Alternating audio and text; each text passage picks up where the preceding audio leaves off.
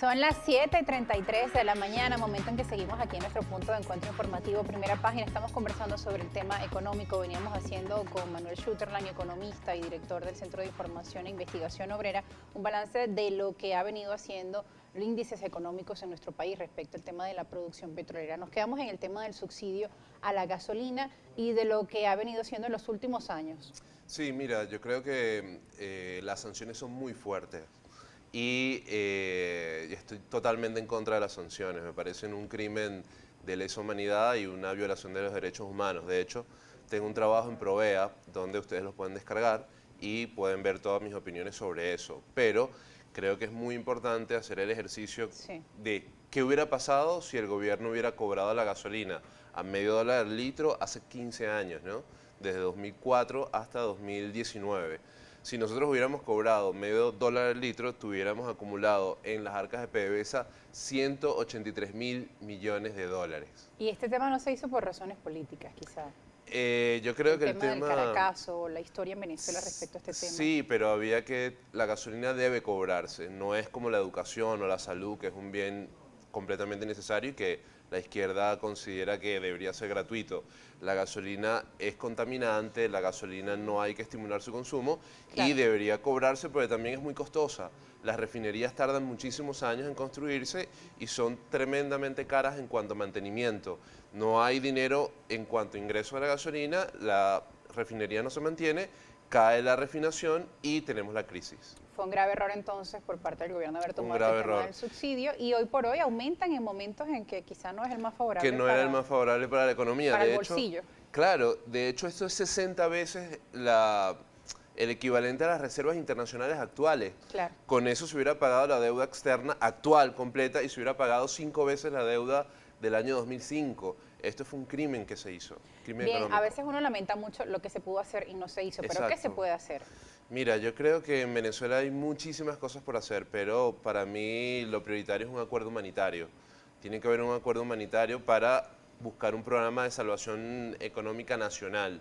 Venezuela necesita el apoyo de fundamentalmente la comunidad internacional, necesita bajar y disminuir la confrontación y la pugna política para llegar a un plan de estabilización macroeconómica que permita ayudar a la gente que se está muriendo de hambre en este momento.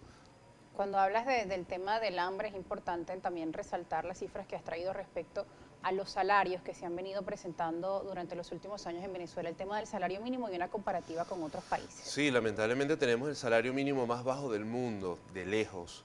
Y muchos amigos, de lejos, sí, y muchos amigos me dicen que esto es culpa del bloqueo, que es culpa de las sanciones. Repito, estoy en contra de las sanciones. Inciden, pero no es la razón. Inciden muchísimo, son graves, son problemáticas, pero no son la razón.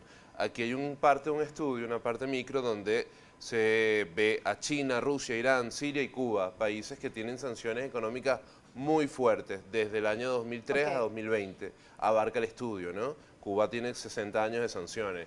Entonces, lo que podemos ver acá es que en todos los países que nosotros examinamos que sufren sanciones, en todo subió el salario. Y en el único en el cual el salario bajó fue en Venezuela, que bajó en 94% comparado con 94.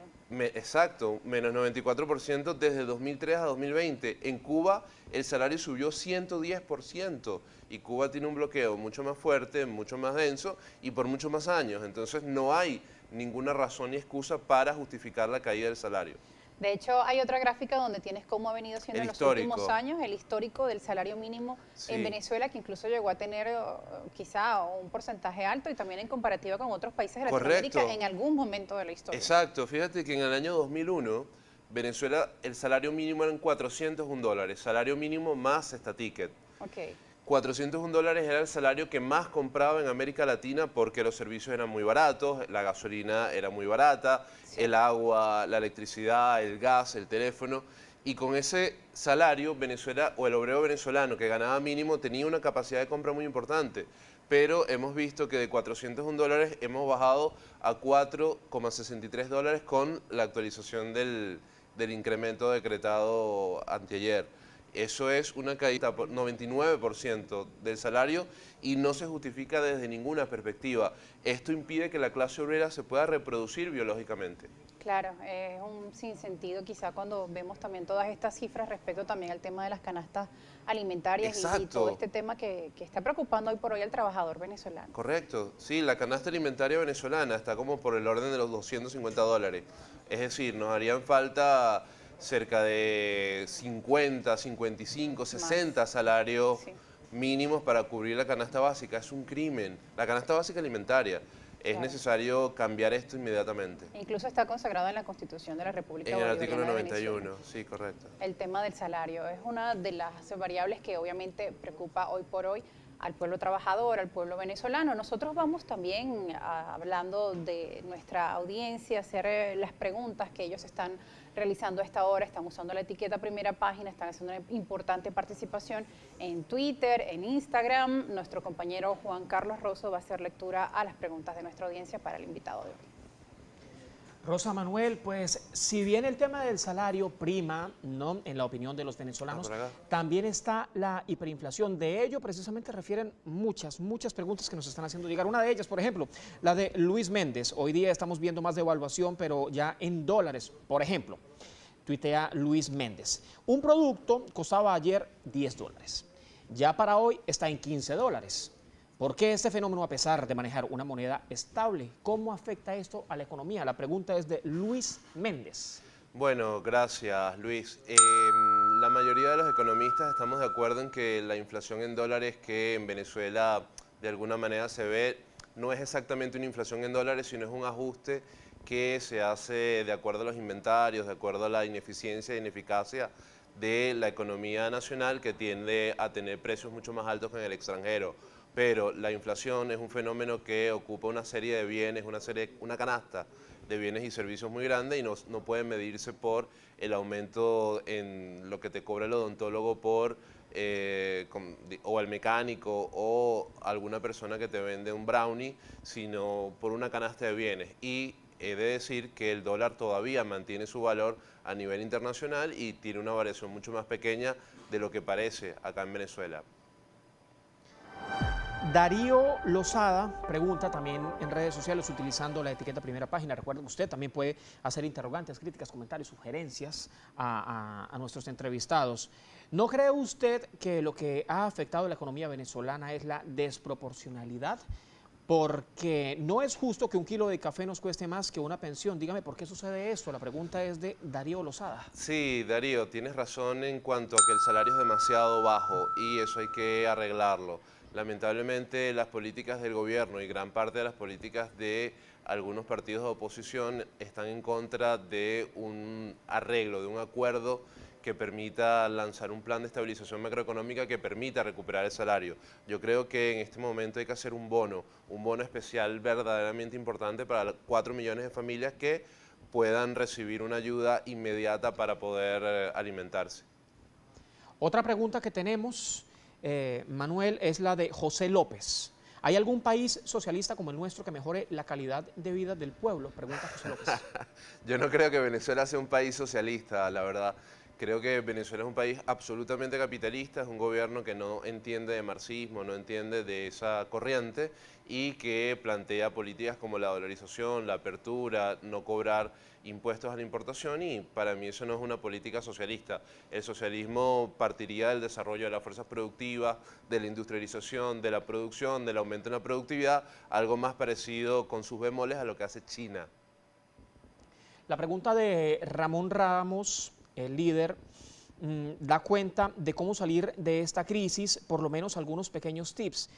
El tuit completo tiene un invitado muy equilibrado y didáctico en sus respuestas en materia económica. Incluso le felicitan Manuel Schutterland. Bueno, gracias. Yo creo que fundamentalmente habría que repetir lo importante que es llegar a un acuerdo político. En esta inestabilidad política no van a venir inversiones importantes, no va a ir una estabilidad jurídica para que inversionistas venezolanos que tienen cerca de 130.000 millones de dólares afuera en efectivo y gran cantidad de dinero que podrían invertir en Venezuela, sin esa seguridad jurídica, sin esa estabilidad política, no va a haber inversiones, y si no hay inversiones no hay capital para producir, no hay aumento en la productividad y no puede haber un aumento en el salario. Para aumentar el salario hay que producir más, producir mejor. Bien. Ahora, Manuel Schutterland, gracias a nuestra audiencia por hacer, como siempre, su participación importante en este punto de encuentro informativo, pero también queremos avanzar un poco más en el tema de las propuestas, ¿no? Veíamos un panorama que obviamente es desalentador, la población, la audiencia, pues conoce perfectamente las cifras que tú has presentado, es parte del día a día, pero ¿qué hacer entonces en el marco de esta recuperación en el sentido de cómo incentivar la producción, el papel de la empresa privada también junto con el Estado? Sí, yo creo que lo que me decía un amigo suizo es que no es posible que Venezuela esté pasando hambre cuando está sentada sobre una mina de oro. Venezuela está sentada sobre un montón de petróleo que pudiera fácilmente venderse.